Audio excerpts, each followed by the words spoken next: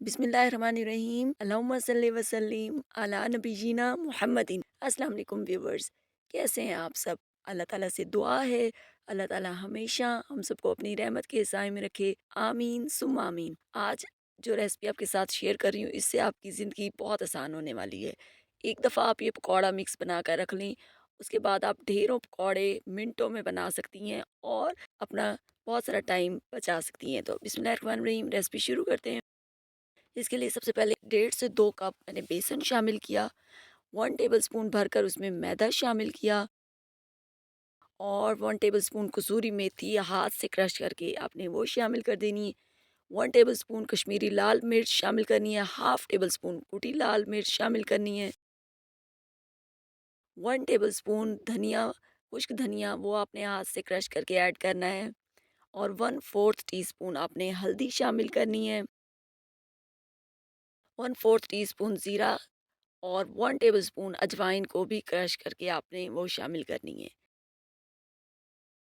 इसके बाद आपने 1/2 टेबलस्पून नमक शामिल करना है और 1/4 टीस्पून आपने बेकिंग पाउडर, बेकिंग सोडा नहीं, बेकिंग पाउडर शामिल करना है।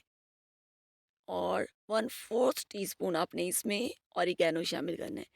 सारी चीज़ों को मिक्स कर लें तो ये आपका बहुत ही मज़ेदार सा पकौड़ा मिक्स रेडी है। तो आइए अब इससे पकौड़े बनाना स्टार्ट करते हैं। इसमें से 4 टेबलस्पून बेसन मैंने एक बाउल में शामिल किया। उसमें चॉप किए हुए आलू, चॉप किए हुए प्याज, हरी मिर्चें शामिल कर दी और एक चॉप किया हुआ बड़े साइज़ का टमाटर। इससे पकौड़ों में बहुत अच्छा फ्लेवर आता है, आप एक दफ़ा ज़रूर ट्राई कीजिएगा। उसके बाद आपने थोड़ा सा पानी ऐड करके इसका मिक्सचर रेडी कर लेना है और आपने इनको गरम तेल में फ्राई कर लेना है। जैसे ही गोल्डन कलर आ जाए दोनों तरफ से तो आपने इनको निकाल लेना है। तो ये हमारे बहुत ही मज़ेदार से मिक्स पकौड़ा बनकर रेडी हैं। एक दफ़ा ट्राई ज़रूर कीजिएगा और मुझे अपना फीडबैक दीजिएगा। अब चलते हैं एक और पकौड़ा बनाने की तरफ। उसके लिए आपने दोबारा से कुछ बेसन एक बाउल में ऐड करना है। आलूओं को आपने इस तरह बारीक-बारीक चिप्स में कटिंग कर लेनी है, स्लाइसेस में।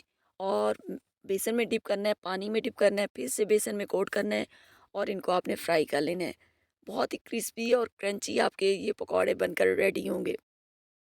इसके बाद दोबारा से आपने फ्रेंच फ्राइज़ कटिंग में आलू ले लेने हैं, उसको इस बेसन के अंदर अच्छी तरह से कोट करना है, पानी वगैरह नहीं डालना आपने।